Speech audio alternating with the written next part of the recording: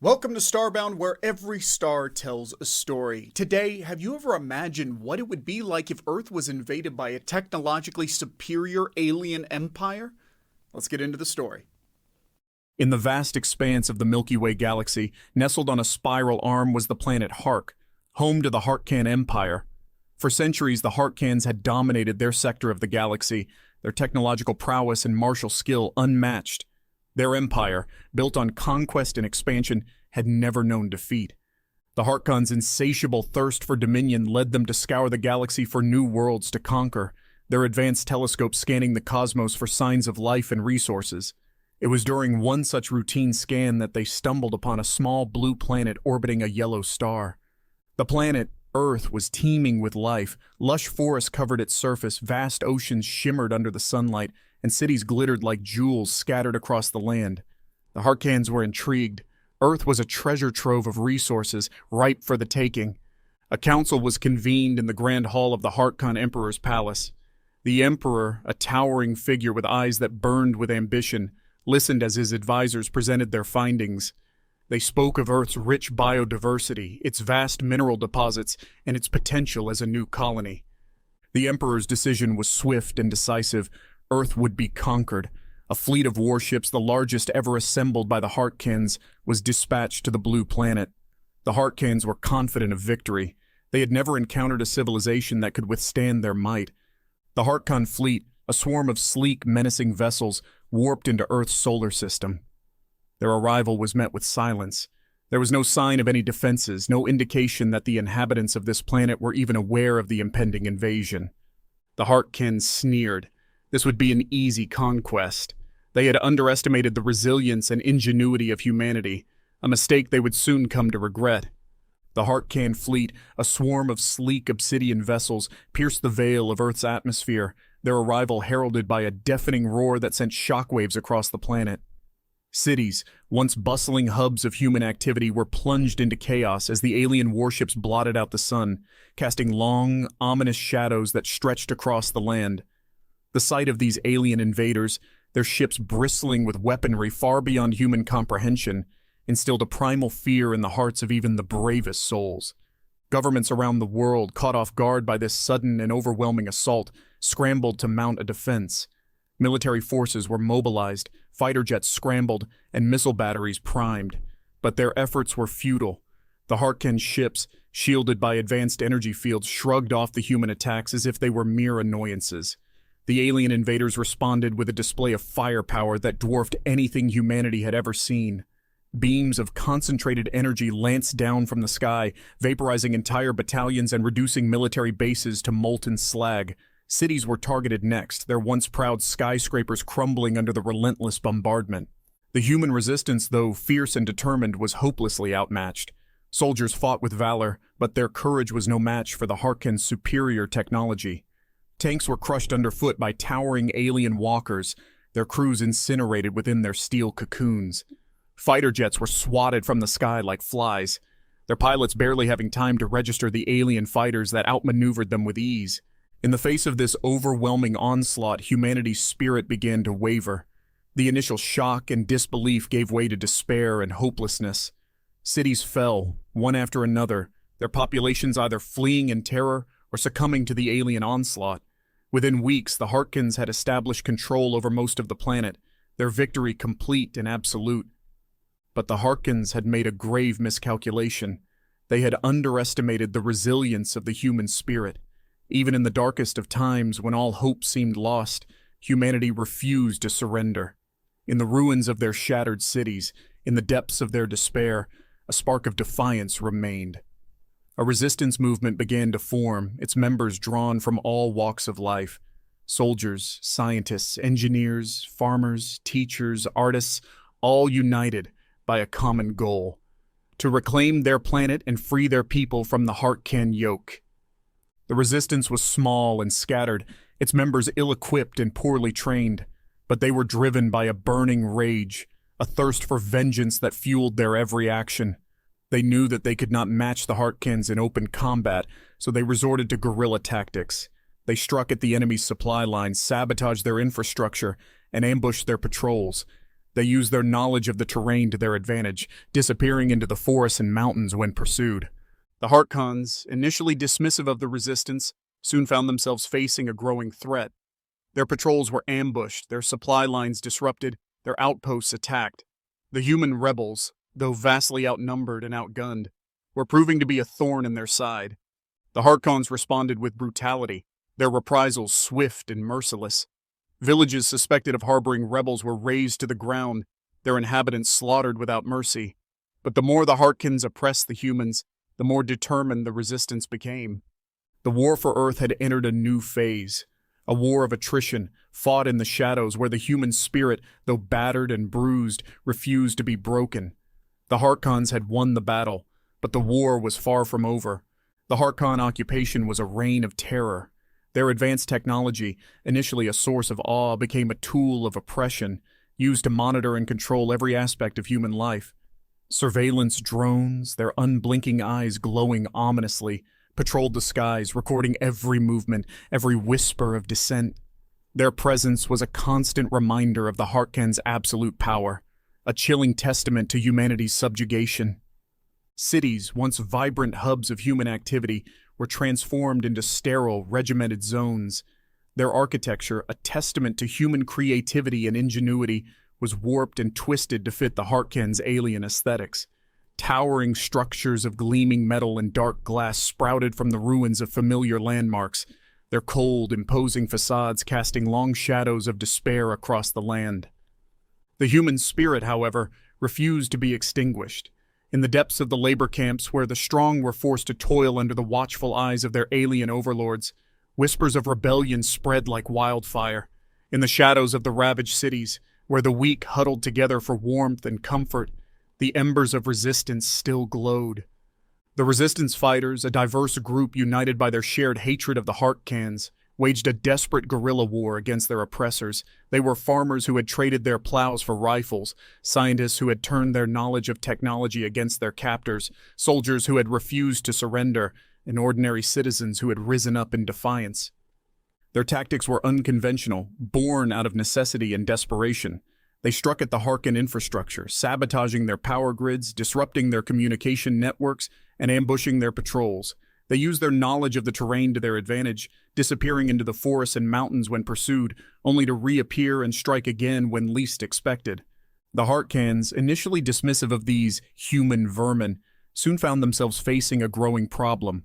Their patrols were ambushed, their outposts attacked, their plans disrupted. The human resistance, though vastly outnumbered and outgunned, was proving to be a persistent and resourceful enemy.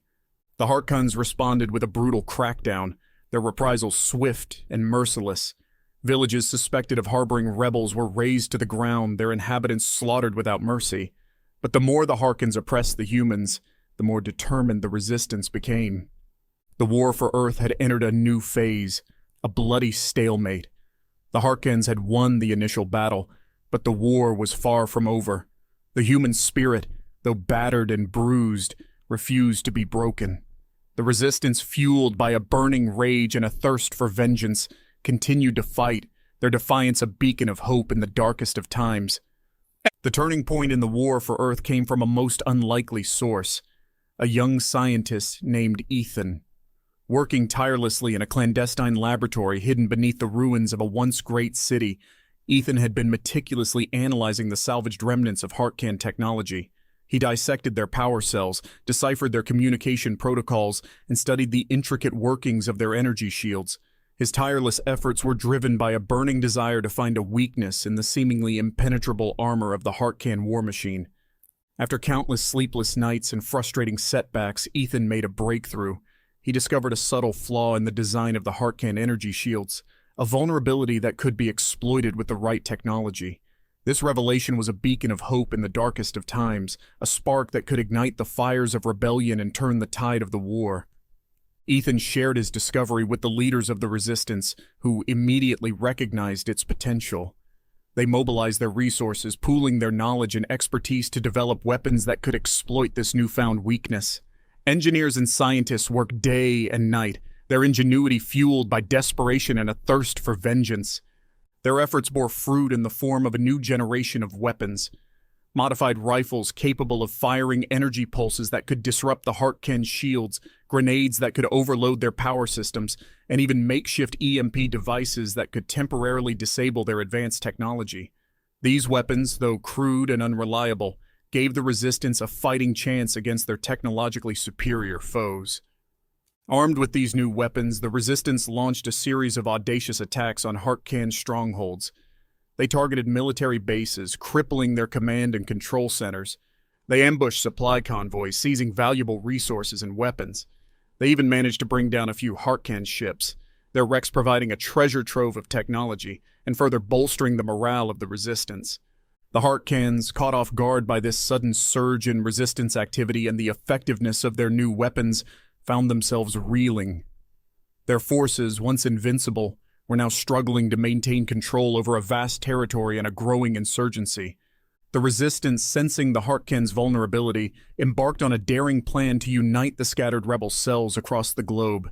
They established a covert network of communication channels, utilizing a combination of repurposed Harkkan technology and ingenious adaptations of pre-invasion infrastructure. This network allowed them to coordinate their actions, share intelligence, and plan their next moves with unprecedented efficiency. The Harkkans, oblivious to this burgeoning network of defiance, remained blinded by their arrogance. They dismissed the Resistance as a minor nuisance, a fleeting inconvenience that would soon be eradicated, but they failed to comprehend the depth of human resilience, the unwavering spirit that refused to be extinguished. The war for Earth had entered a new phase, a turning point that would forever alter the course of history. The Harkkans, once masters of the galaxy, were now facing an enemy that was no longer willing to cower in fear. The humans, once scattered and fragmented, were now united in their defiance, their resolve hardened by the atrocities they had endured. The battle for Earth was far from over, but the seeds of victory had been sown, and the human spirit, rekindled and revitalized, was ready to fight for its freedom. A sense of unease permeated the once imposing Harkkan fleet.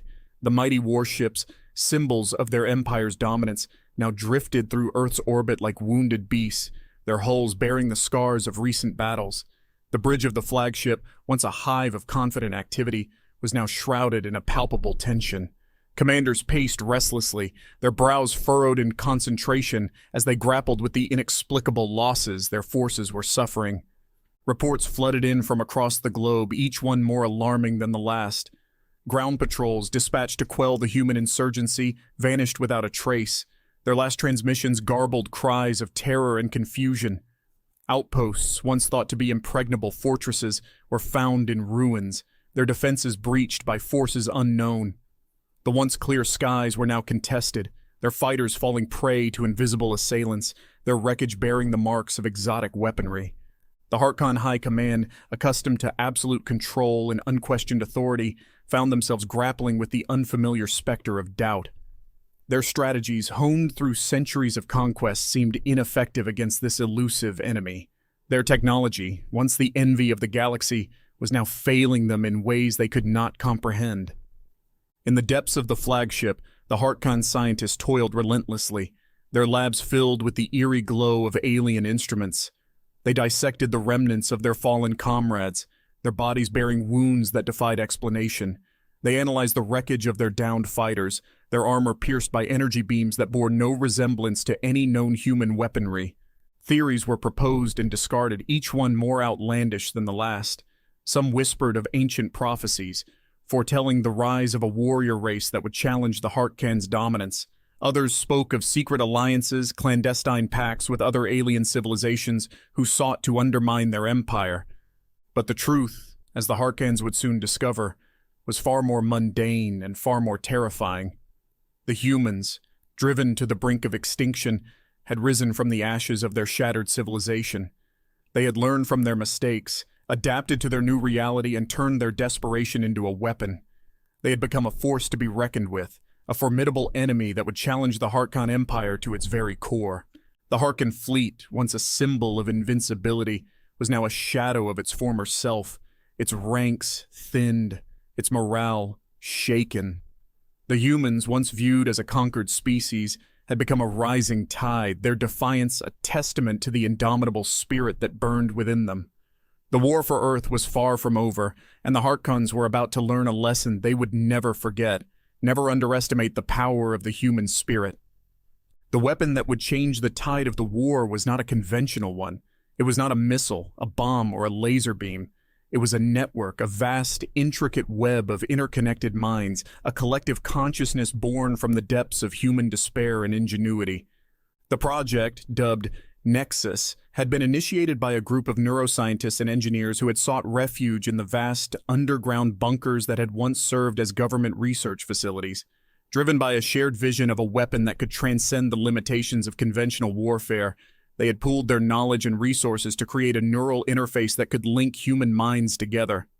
The initial results were promising, but fraught with challenges. The human brain, a complex and delicate organ, resisted the intrusion of foreign technology. The scientists, undeterred, persevered, their efforts fueled by a desperate hope and a shared belief in the potential of their creation. After countless trials and errors, they achieved a breakthrough. They developed a neural interface that was not only compatible with the human brain, but also capable of amplifying its natural abilities. This interface, when linked to multiple individuals, could create a shared consciousness, a network of interconnected minds that could operate as a single entity. The implications of this discovery were staggering. The Nexus network could be used to coordinate the actions of the resistance with unprecedented precision. It could be used to gather and analyze vast amounts of data, providing the resistance with a tactical advantage over the Harkkans. It could even be used to infiltrate the Harkkans' own communication networks, turning their technology against them. But the most terrifying aspect of the Nexus network was its potential as a weapon. The collective consciousness it created could unleash a psychic assault on the Harkkan forces, overwhelming their minds with fear, confusion, and despair. It could disrupt their communications, sabotage their systems, and even induce seizures and hallucinations in their pilots and soldiers. The Harkkans, unaware of the existence of the Nexus network, continued their brutal campaign of oppression, oblivious to the growing threat that lurked beneath their feet. They believed that they had broken the human spirit, that their victory was assured. But they were wrong. The humans, united by the Nexus network, were about to unleash a weapon that would change the course of the war for forever. The first target of the Nexus network was the Harkkan fleet orbiting Earth. The collective consciousness, amplified by the neural interfaces, reached out across the vastness of space, its tendrils of psychic energy probing the defenses of the alien warships. It found the weak points, the vulnerabilities in their systems, and exploited them with ruthless efficiency. The Harkkan pilots, suddenly overcome by waves of nausea and disorientation, lost control of their fighters, their vessels spinning out of control and crashing into each other. The gunners, their vision blurred and their minds filled with terrifying hallucinations, fired their weapons randomly, their shots missing their targets and hitting their own ships instead. The command crews, their communications disrupted and their systems malfunctioning, were plunged into chaos and confusion. The Harkkan fleet, once a symbol of invincibility, was now a scene of utter chaos. Ships collided, explosions erupted, and panicked cries for help filled the void of space. The humans, watching from below, could scarcely believe their eyes. The mighty Harkkan fleet, the instrument of their oppression, was being torn apart from within. The destruction of the Harkkan battlecruiser was a spectacle that would forever be etched into the annals of human history. It was a moment of defiance, a testament to the resilience of the human spirit, and a turning point in the war for Earth. The battlecruiser, a behemoth of a vessel, had been the pride of the Harkkan fleet. Its sleek, imposing form had once struck fear into the hearts of its enemies. But now, as it drifted helplessly in Earth's orbit, its once gleaming hull blackened and scarred by the relentless assault of the Nexus network, it was a symbol of the Harkkan's waning power. The final blow was delivered not by a weapon of human design, but by the collective will of the human resistance. The Nexus network, its power amplified by the desperation and rage of millions of interconnected minds, focused its psychic energy on the battlecruiser, its tendrils of energy tearing through the ship's defenses like a raging storm. The battlecruiser's systems faltered, its lights flickering and dying as its power grid buckled under the strain. Its weapons, once so menacing, fell silent, their barrels drooping like the limbs of a dying animal. Its crew, their minds addled by the psychic assault, staggered through the corridors, their eyes wide with terror, their screams echoing through the empty halls. The final moments were swift and brutal. The battlecruiser's reactor, overloaded and destabilized, erupted in a cataclysmic explosion. The ship, once a symbol of Harkkan might, was reduced to a cloud of debris, its fragments scattering across the vastness of space. The humans, watching from below, erupted in cheers and jubilation. They had struck a blow against their oppressors, a blow that would reverberate throughout the galaxy. The destruction of the battlecruiser was a message to the Harkkans, a declaration of defiance that would echo through the ages. Humanity would not be subjugated. It would not be broken. It would fight for its freedom, no matter the cost. The Harkkans, reeling from this unexpected loss, were forced to reassess their strategy. Their confidence, once unshakable, was now shattered. They had underestimated the humans, their resilience, their ingenuity, and their unwavering determination. They had unleashed a war they could not win, a war that would ultimately lead to their downfall. The destruction of the battlecruiser sent shockwaves through the Harkkan fleet, shattering their illusion of invincibility. The High Command, realizing the gravity of the situation, ordered a tactical retreat, their remaining ships falling back to a defensive formation. But the humans, emboldened by their recent victory, were not content to let them escape unscathed. A new plan was devised, a daring gamble that could either turn the tide of the war or spell doom for the resistance. The Nexus Network, its power growing with each passing day, would launch a massive psychic assault on the Harkkan flagship, the heart of their command and control. The flagship, a colossal vessel bristling with weaponry, was the pride of the Harkkan fleet. It was a symbol of their power, a mobile fortress that could lay waste to entire planets. Its destruction would be a crippling blow to the Harkkan war effort, a victory that could turn the tide of the war in favor of the humans. But the flagship was also heavily defended, its shields reinforced and its weapons primed for a devastating orbital bombardment. The Harkkan High Command, aware of the threat posed by the Nexus Network, had taken every precaution to protect their flagship. They had deployed additional fighter squadrons, reinforced their shields, and prepared their weapons for a preemptive strike. The humans knew the risks involved in their plan, but they also knew that they had no other choice. They had to strike at the heart of the Harkkan fleet, cripple their command and control, and disrupt their plans for orbital bombardment. In the depths of the underground bunkers, the Nexus Network hummed with activity. Millions of minds, linked together by a network of neural interfaces, focused their collective will on the Harkkan flagship. They visualized its destruction, their thoughts and emotions coalescing into a powerful psychic force. The Harkkans, sensing the impending attack, braced themselves for impact. Their shields flared to life, their weapons hummed with barely contained energy, and their crews prepared for battle. They had underestimated the humans once, but they would not make the same mistake again. The battle for Earth had reached its climax. The fate of humanity, the future of their planet, hung in the balance. The humans, united by a common cause and a shared destiny, were ready to make their final stand. The Harkkan flagship, a colossal testament to their empire's might, hung ominously in Earth's orbit. Its hull, a dark monolith against the star-strewn canvas of space, gleamed with a cold, metallic sheen. The massive cannons, their muzzles glowing with an eerie blue light, were trained on the planet below, ready to unleash a devastating bombardment that would leave nothing but ruin in its wake. The tension within the ship was palpable, a silent dread that permeated every corridor and compartment. The crew, hardened veterans of countless battles, felt a knot of anxiety tighten in their stomachs. The recent losses, the inexplicable malfunctions, the growing sense of unease, it all pointed to an enemy far more formidable than they had anticipated. On the bridge, the Harkkan commander, a grizzled veteran with eyes as cold as the vacuum of space, watched the countdown timer with a grim expression.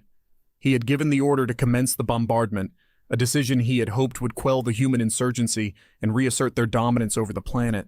But doubt gnawed at the edges of his mind, a nagging feeling that they were walking into a trap. He glanced at the tactical display, his eyes scanning the readings from the ship's sensors. Everything appeared normal. The human defenses were minimal, their resistance futile. But the commander couldn't shake the feeling that something was amiss. There was a presence, an unseen force that seemed to be watching, waiting, preparing to strike. Meanwhile, deep beneath the surface of the Earth, the Nexus Network reached its apex. Millions of minds, interconnected and amplified, focused their collective will on the Harkkan flagship. They visualized its destruction, their thoughts and emotions coalescing into a psychic maelstrom of unparalleled power. The attack was sudden and overwhelming. The Harkkan crew, their minds already strained by the impending battle, were caught completely off guard. A wave of nausea washed over them, their vision blurring, their ears ringing with a dissonant chorus of voices. The bridge erupted into chaos, crew members collapsing to the floor, their bodies racked with convulsions. The ship's systems, already pushed to their limits by the activation of its weapons, buckled under the strain. Lights flickered and died, alarms wailed, and communication channels filled with a cacophony of static. The once proud flagship was now a crippled behemoth, its once formidable defenses rendered useless. The psychic assault breached the ship's reactor core, the heart of its power. The core, already unstable from the strain of powering the ship's weapons and shields, surged with uncontrolled energy. A chain reaction was initiated, a cascade of failures that would ultimately lead to the ship's demise. From Earth, the humans watched in awe and horror as the Harkkan flagship erupted in a blinding flash of light. A shockwave rippled through space, buffeting the remaining Harkkan ships and sending debris hurtling in all directions. The once mighty symbol of the Harkkan Empire, reduced to a cloud of expanding gas and debris, marked a turning point in the war, a testament to the indomitable spirit of humanity and the power of collective will. The surviving Harkkan vessels, their once proud fleet now a scattered and demoralized remnant, limped back towards their homeworld, Hark. The once gleaming hulls of the warships, now scarred and pitted from the relentless human assaults, bore silent witness to their humiliation. The journey home was a somber one, the silence within the ships broken only by the hushed whispers of the crew and the intermittent crackle of faulty communication systems. The atmosphere was thick with despair, the once unshakable confidence of the Harkkan warriors replaced by a gnawing fear of the unknown. News of their devastating defeat had reached Hark long before their arrival, plunging the Empire into turmoil. The planet, once a beacon of technological advancement and military might, was now a shadow of its former glory. The sprawling cityscape, once a testament to their architectural prowess, now bore the scars of neglect and decay. The towering obelisks and imposing monuments, once symbols of their dominance, now stood as silent sentinels over a crumbling empire. The once bustling thoroughfares, once teeming with the hustle and bustle of commerce and industry, were now eerily silent. The few remaining citizens moved with a furtive haste, their eyes darting nervously as they whispered amongst themselves, their voices filled with fear and uncertainty. The once proud Harkkan warriors, their armor tarnished and their spirits broken, returned home to a society on the brink of collapse. Within the opulent halls of the Emperor's palace, the air was thick with tension. The Emperor, a once mighty figure who had ruled with an iron fist, now sat slumped on his throne, his eyes hollow and his shoulders stooped. The weight of defeat had shattered his spirit, leaving him a mere shadow of his former self. His advisors, once sycophants who had sung his praises, now openly questioned his judgment and plotted his downfall. The news of the fleet's destruction had ignited a firestorm of dissent within the Harkkan High Command. The once united front, bound by a shared belief in their empire's invincibility, was now fractured and divided. Accusations of incompetence and treason were hurled back and forth, the once solid foundations of their society crumbling under the weight of their collective failure. The defeat at Earth had not only exposed the flaws in their military strategy, but it had also revealed deep-seated societal issues that had long been festering beneath the surface. The Harkkan Empire, built on conquest and expansion, had neglected the welfare of its own people. The resources that could have been used to improve the lives of their citizens were instead squandered on military campaigns and the pursuit of galactic domination. The once prosperous empire was now teetering on the brink of economic collapse, its coffers drained, its industries faltering, and its people disillusioned. In the midst of this chaos, a new movement emerged, led by a charismatic young Harkkan named Kale. He was a visionary, a leader who saw the folly of the old ways and dared to dream of a different future. He spoke of peace, of unity, of a society that valued cooperation over conquest, compassion over cruelty. His words resonated with the people, offering them a glimmer of hope in the darkest of times. The Harkkan Empire, once a beacon of power and prosperity, was now at a crossroads. The path they chose would determine their fate, whether they would continue down the path of self-destruction or forge a new destiny for themselves. The humans, through their resilience and ingenuity, had inadvertently become the catalyst for change. their defiance a testament to the indomitable spirit that could not be extinguished. In the aftermath of the Harkkan retreat, a wave of jubilation swept across the earth. Cities, once silenced by fear and oppression, erupted in spontaneous celebrations. The streets thronged with people, their faces alight with joy and relief.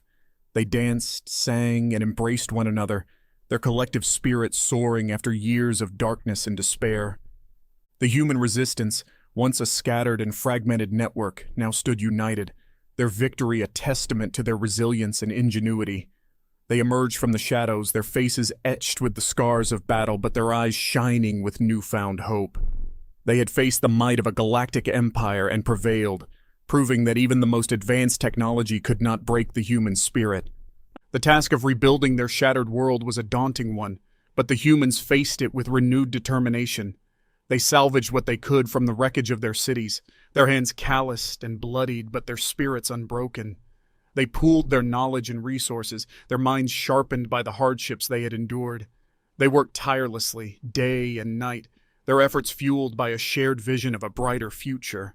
The Harkkan technology, once a tool of oppression, now became a catalyst for progress. The humans, with their innate curiosity and adaptability, quickly mastered the alien systems, reverse engineering their weapons, power sources, and communication devices. They integrated these technologies into their own, creating a hybrid of human ingenuity and alien innovation. The salvaged Harkkan warships, once symbols of terror and subjugation, were now repurposed into a formidable human fleet. Their sleek, imposing hulls, now adorned with the insignia of the human resistance, patrolled the skies, a silent warning to any would-be invaders. The once empty space docks, now bustling with activity, churned out new ships, each one more advanced than the last. But the humans were not content with merely rebuilding their world. They wanted to ensure that they would never again be vulnerable to alien aggression. They embarked on a massive project to fortify their planet, turning it into an impregnable fortress. They constructed a network of orbital defense platforms armed with advanced energy weapons capable of vaporizing entire fleets. They established early warning systems capable of detecting incoming threats from across the galaxy. They even developed a planetary shield, a shimmering barrier of energy that could deflect even the most powerful attacks. The Earth, once a vulnerable target, was now a fortress world, a beacon of defiance in the vastness of space.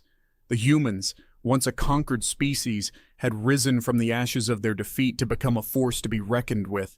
They had proven that the human spirit, when pushed to the brink, could achieve the impossible. They had shown the galaxy that humanity, united and determined, could overcome any obstacle and emerge stronger than ever before. The Harkkan invasion had been a trial by fire, a test of their resilience and ingenuity. They had passed the test, and in doing so, they had secured their place among the stars.